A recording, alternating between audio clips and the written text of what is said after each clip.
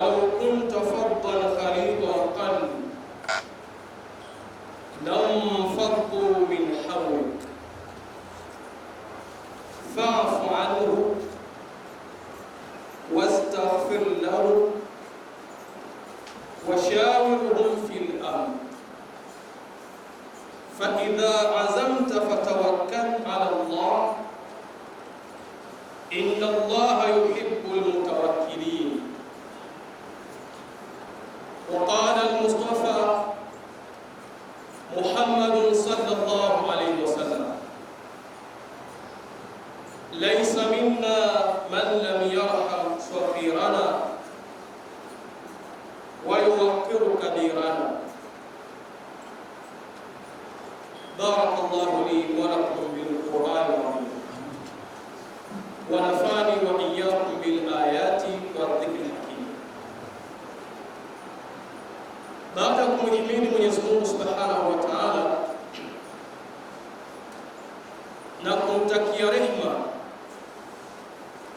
kipenzi chetu mtukufu wa umma, si mwingine ni Bwana Mtume Muhammadin sallallahu alayhi wasallam. Tumshukuruni Allah ambaye ametuwezesha wachache miongoni mwa wingi kuweza kufika eneo adhimu, eneo takatifu kwa ajili ya kuyatekeleza maamrisho yake Allah Subhanahu wa Ta'ala. Wapo wenzetu waliokuwa na fikra na mawazo ya kuweza kufika katika viwanja kama hivi kwa lengo ya kuyatekeleza yale ambayo Allah Subhanahu wa Ta'ala anayaridhia,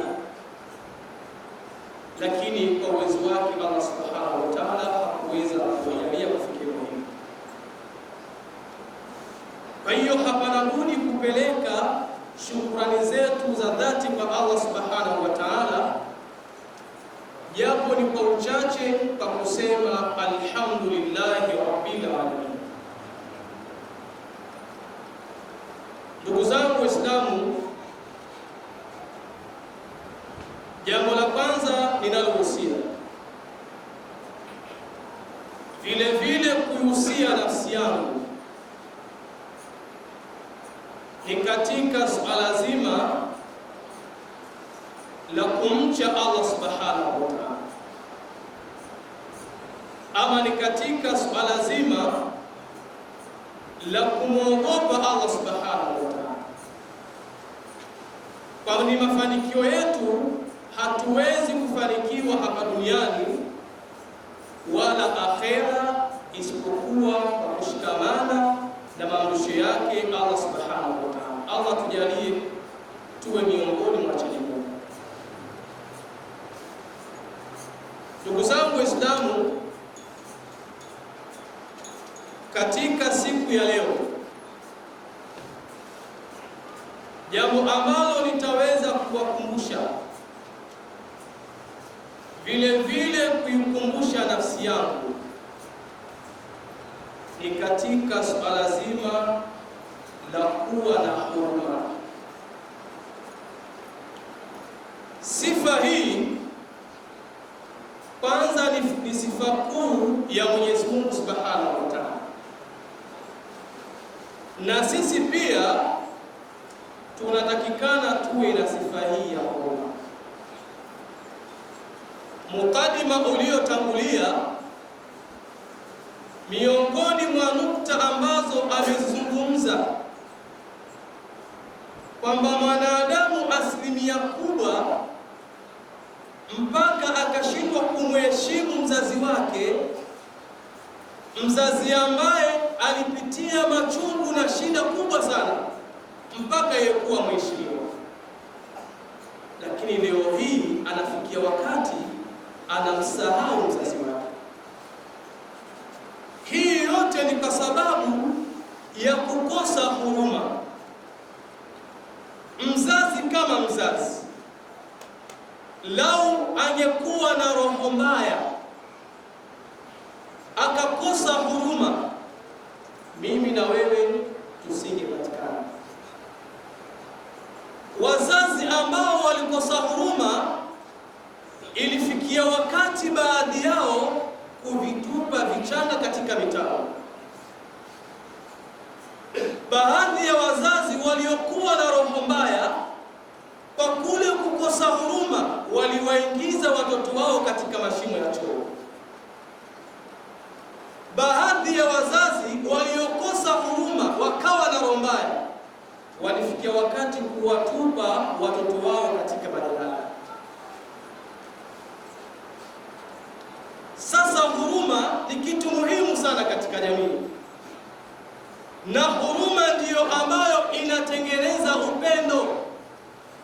Tukikosa huruma leo hii, hata kusaidiana hatuwezi kusaidiana.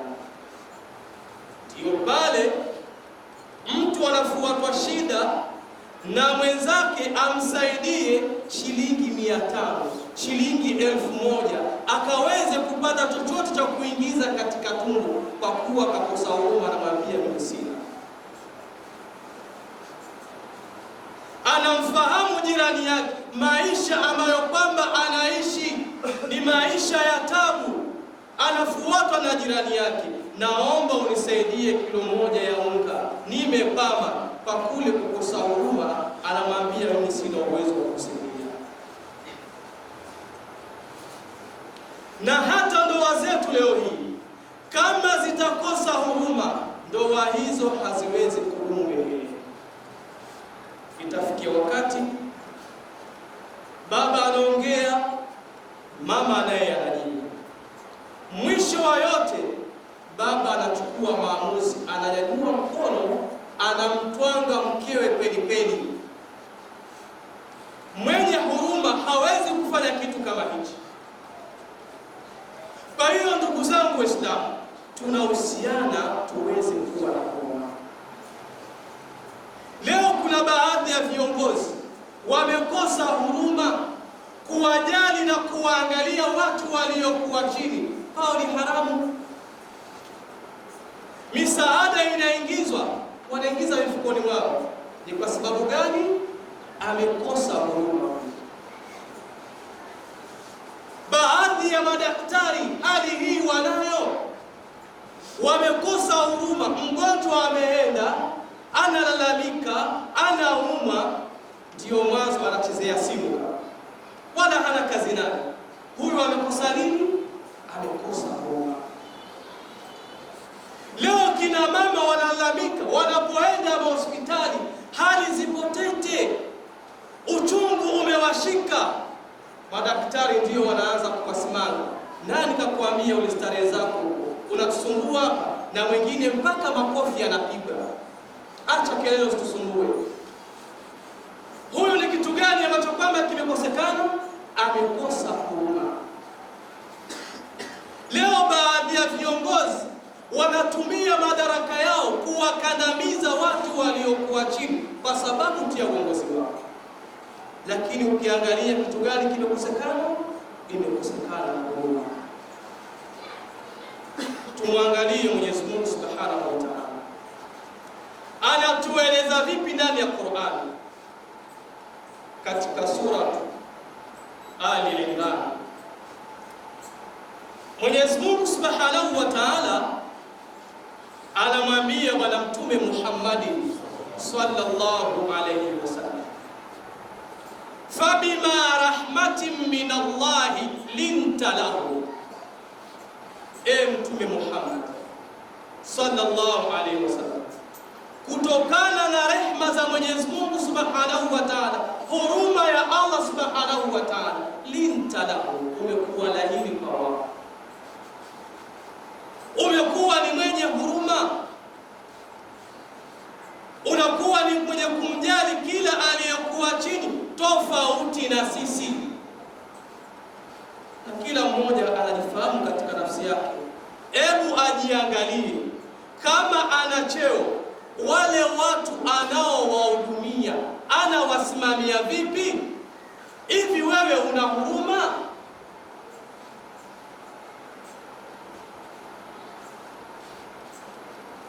Wapeleka watoto hospitali, Mwaenda nyinyi wenyewe. Daktari anakupokea vipi?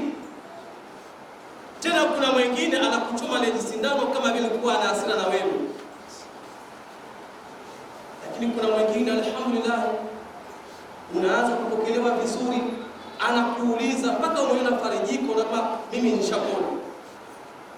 Lakini mwingine anataka macho hivi. Hata zile kauli nzuri pia hakuna. Kwa hiyo Mtume Muhammad sallallahu alaihi wasallam anaambiwa na Allah subhanahu wa ta'ala, fabima rahmatin min Allahi linta lahu, kwa sababu ya zile rehma za Mwenyezi Mungu subhanahu wa ta'ala, linta lahu, umekuwa laini kwao, umekuwa ni mwenye huruma. Na laiti Mtume Muhammad sallallahu alaihi wasallam angekuwa na roho mbaya, asingekuwa na huruma, tusingepata hili. Allah subhanahu wa ta'ala anamwambia Mtume Muhammad, walau kunta fadda khalid alqalbi lamfaddu min hawlik, lau ungekuwa mkali Mtume Muhammad, lau ungekosa huruma, ikawa kila mtu wewe katika kumlingania wewe una subra, una hekma, khalid alqalbi, ukawa una moyo mgumu, ushauriki, huamiliki, lamfaddu min hawlik, au waliokuwa pambizoni mwako wote wakimbia. Baadhi yetu sisi wengine wanahama hospitali, wanahama katika huduma tofauti. Kwa sababu gani? Nasikia jamaa mbaya sana yule sio mtu, yule hana ubinadamu, kauli zake chafu, bora uende hospitali ya fulani, bora uende sehemu fulani bwana, ukienda kwa huduma zao nzuri. Kwa nini anakimbiwa? Kawa na ile roho mbaya, haja kuwa na huruma. Na leo katika hili huruma, asilimia kubwa tumefika. Hatuna huruma, hatujaliani, hatuangalii watu waliokuwa chini. Tunafahamiana kwamba maisha ya mtu fulani yako hivi, wala hana kazi nayo. Kwa hiyo Mtume Muhammad sallallahu alaihi wasallam anaambiwa na Allah subhanahu wa ta'ala, walau kunta faddan khalid alqalbi, lau ungelikuwa mkali wewe, ukakosa huruma, ukawa na moyo mgumu, lamfaddu min hawlika, wangekimbia wote waliokuwa wamezunguka. Kwa hiyo tunaonyeshwa ya kwamba huruma ndiyo inayotengeneza tukawa karibu na watu. Kukosa huruma ndiko kunakosababisha tukakimbiwa na watu. Kwa hiyo saa nyingine usije ukawa unaona duka lako lafa, wateja hawaji, ukauliza mbona sasa hivi kuna nini na roba nini? Yawezekana tunakosa huruma. Mwingine kila siku unajua kwamba huyu ni mteja wangu, huyu siku amepama, anakuambia bwana, leo hali haiko vizuri bwana, usiniangalie mimi, waangalie watoto waliokuwa nyumbani kwao. Namwambia mimi siangalii hilo. Hapa pesa unapewa chako, huna chapa mwendo. Na watu wanaambiana, leo huyu amekuja umeacha kumsaidia, huyu amekuja umeshindwa kumsaidia. Mwisho wa yote watu wanakimbia, wanaenda sehemu ambayo pamba, kwa mtu amepamba ana huruma, anamwangalia mtu amepamba ameshikika na anaweza kumsaidia. Hebu tujipimeni na tujiangalie, sisi huruma tunazo? Wangapi wanakulilia shida na ukajiwafika kwamba huyu bwana ana kitu ukamsaidia? Kila mmoja anaangalia maslahi yake. Mtume Muhammad sallallahu alaihi wasallam anasema ya kwamba laisa minna man lam yarham saghirana, si katika sisi mtu yoyote ambaye hawahurumii watoto wadogo. Yaani kama ni mtoto mdogo wewe ukashindwa kumhurumia,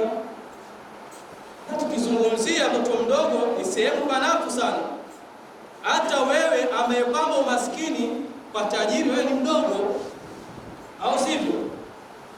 Saa nyingine unajikuta na ndevu zako, mtu mzima, umekutana labda na wale jamaa wenye nyota wao, lazima unawasalimia, habari zenu wakubwa, waheshimiwa, hamjambo.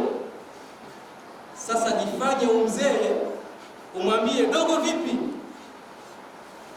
jichanganye. Kwa hiyo unakuta yule ambaye kwamba ana kitu anakuwa mkubwa, yule asiyekuwa na kitu anakuwa ni mdogo. Baadhi ya watu inafikia wakati mpaka kumwamkia mtu ambaye kwamba wala sio saizi yake, shikamoo mheshimiwa, lakini mzee wangu, samahani bwana. Na tajiri hivyo hivyo, habari zako mheshimiwa, mkubwa, ujambo, na unajua kama mimi ndio mkubwa, wewe ni mdogo. Kwa hiyo wale wenye uwezo wanakuwa pia ni wakubwa, wasiokuwa na uwezo wanakuwa wako chini, na huo ndio uhalisia. Kwa hiyo Mtume Muhammad sallallahu alaihi wasallam anasema kwamba laisa minna man lam yarham sahibana, si katika sisi ambaye hawaumii watu waliokuwa wadogo, watu waliokuwa chini. Yani wewe kama una uwezo huwajali, huwadhamini watu waliokuwa chini, wewe si katika watu wa Muhammad sallallahu alaihi wasallam. Kwa sababu watu wa Bwana Mtume Muhammad sallallahu alaihi wasallam wametengenezwa katika mazingira ya kuwa na huruma. Wewe kwa nini huna huruma? Kwa hiyo Mtume anasema ya kwamba kila ambaye hatakuwa na huruma kwa mtu aliyokuwa chini, kwa mtu aliyokuwa mdogo, huyo si katika sisi. Hata shekhe, kama utakuwa na elimu yako lakini huangalii watu waliokuwa chini ukawasomesha kile ambacho kwamba Allah amekujalia, wewe si katika watu wa Bwana Mtume Muhammad sallallahu alaihi wasallam. Maana haya pia kuna baadhi ya mashekhe walikuwa hata zile elimu zao wanazitoa kwa kubagua. Huyu ni katika nasaba yangu, nampa elimu. Huyu ni katika kabila langu, nampa elimu. Huyu si katika watu wangu, simpi elimu. Na ilifikia wakati kuna baadhi ya watu wanasema kabisa, hakuna atakayebeba elimu yangu, hakuna atakayechukua elimu yangu. Lakini kwa nini? Amekosa ile huruma katika moyo wake. Leo angekuwa na huruma kwamba kuna leo na kesho, leo mimi nayasimamia majambo haya, nyuma yangu kuna watu ambao kama ni baada ya mimi, nimewaandaa vipi? Kuna baadhi ya watu hawajiulizi maswali kama haya. Mimi ni kiongozi, nina taaluma, nina ujuzi, ninawaongoza watu, hakuna changamoto. Je, baada ya kuondoka mimi, ili gurudumu litaweza kuendeshwa vizuri? Anakuwa ni yeye kama yeye, hata kufundisha hawezani. Kwa hiyo ndugu zangu Waislamu, Mtume Muhammad sallallahu alaihi wasallam anasema ya kwamba laisa minna man lam yarham sahibana, si katika sisi. Yani wewe kama una uwezo kuwasaidia watu bako ni haramu, wewe si katika watu wa Bwana Muhammad, wewe si katika watu wa Bwana Mtume Muhammad sallallahu alaihi wasallam. Wayuwakiru kabirana, na wala si katika sisi wale ambao hawaheshimu wale wakubwa zetu. Kwa hiyo katika hadithi hii kuna vitu viwili. Kwanza, uwahurumie wale waliokuwa chini, lakini pili, ukiwa mdogo umheshimu mtu ambaye kwamba amekuzidi. Na ndio maana mule hospitali kwa hili la mwisho hili wamenijali na wamenithamini kwa kweli. Ukifika pale unakuta kwamba mpishe mtu mzima aanze kufanyaje? Kupata huduma. Kwa hiyo unaweza kukuta kwamba mbona awali ni hivi bwana? Kwa nini huyu anatoa mimi natoa pesa na huyu anatoa pesa, lakini huyu katangulizwa? Wamechukua maneno ya Bwana Mtume Muhammad. Na leo kule kukosa huruma, panda katika magari uangalie hali watoto walivyokuwa na roho mbaya, hawana huruma. Mtu mzima kaning'inia kwenye bomba, mtoto amekaa kwenye siti, na ukimuuliza kwamba mimi nimetoa pesa na yeye pia katoa nini, kwa hiyo ngoma ni draw, asimame. Huyu amekosa huruma. Lau angekuwa na huruma, angemwangalia huyu ni mtu mzima huyu. Nikimwangalia hapa mpaka cha ng'ombe huyu atadondoka mzeka. Na hiyo ndiyo heshima na ndiyo mafunzo ya Bwana Mtume Muhammad sallallahu alaihi wasallam. Na Mtume Muhammad akaendelea katika maneno yake mengine akasema kwamba innama yarhamullahu min ibadihi arhamahu, hakika si jenginevyo Mwenyezi Mungu Subhanahu wa Ta'ala siku zote anaowahurumia ni wale waja wake ambao nao wenyewe kwa wenyewe wanakuwa ni wenye kuhurumiana. Ukimhurumia mwenzako, Allah naye anakuhurumia. Umemsaidia mwenzako shilingi 1000, Allah anakuzidishia. Lakini yawezekana kwenye kutoa tukaona kuliko tulipoongezewa na Mwenyezi Mungu Subhanahu wa Ta'ala. Barakallahu li wa lakum bil Qur'an azim wa nafa'ani wa iyyakum bima fihi min al-ayati wa dhikril. aqulu qawli hadha wa astaghfirullah al-azim li wa lakum wa lisa'iril muslimin wal muslimat wal mu'minin wal mu'minat fastaghfiruhu innahu huwal ghafurur rahim wa huwal barrul karim. الحمد لله حمدا كثيرا كما أمر وأشهد أن لا إله إلا الله وحده لا شريك له إرغاما لمن جحد به وكفر وأشهد أن محمدا عبده ورسوله سيد الخلائق والبشر. اللهم صل وسلم على سيدنا محمد وعلى آله وأصحابه المصالح الكرام. أيها الناس اتقوا الله ربكم واتبعوا سنة نبيكم واعلموا أن تقوى الله تورثون في نار الجحيم. قال الله تعالى وما آتاكم الرسول فخذوه وما نهاكم عنه فانتهوا. وقال تعالى إن الله وملائكته يصلون على النبي يا أيها الذين آمنوا صلوا عليه وسلموا تسليما. اللهم صل وسلم على سيدنا محمد وعلى آل سيدنا محمد كما صليت على إبراهيم وعلى آل إبراهيم وبارك على محمد وعلى آل محمد كما باركت على إبراهيم وعلى آل إبراهيم في العالمين إنك حميد مجيد.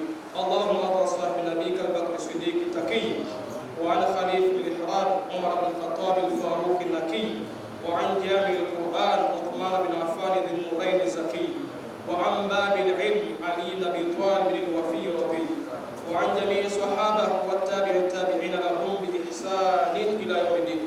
اللهم أعز الإسلام والمسلمين وأذل الشرك والمشركين ونكس أعداءك أعداء الدين. اللهم اجعل مجتمعنا هذا مجتمعا مرحوما وتفرقنا من بعده تفرقا مرحوما وأن الباب باطلا واستجنابا. اللهم اغفر للمؤمنين والمؤمنات والمسلمين والمسلمات الأحياء منهم والأموات. ربنا آتنا في الدنيا حسنة وفي الآخرة